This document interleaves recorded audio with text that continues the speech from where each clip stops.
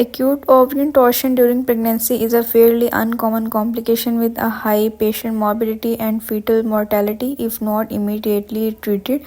Ovarian torsion should be considered a clinical diagnosis, and a high level of clinical suspicion is needed by a practitioner to ensure that this diagnosis is not missed. Torsion of the ovary in the third trimester is rare as the compressive effect of the gravid uterus restricts the mobility of the ovarian pedicle.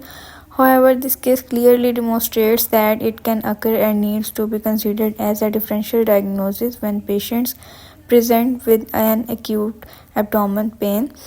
Additionally, this highlights the difficulty in producing good quality radiological imaging of the pelvic organs in advanced pregnancy. Radiologists often have limited experience of pelvic imaging in the third trimester, so in all but the most experienced hand, a definitive diagnosis may not be forthcoming.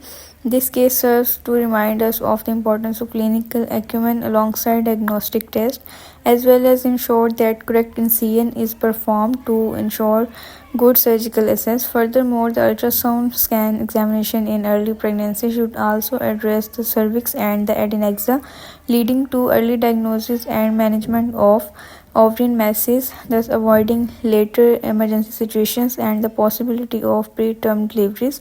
The patient presented at 30 weeks of gestation with a 4 hour history of sudden severe and constant abdominal pain in the left iliac fossa. She found changing position incredibly painful, and examination displays involuntary guarding and rigidity of the left side of her abdomen. The pain was associated with uncontrollable vomiting.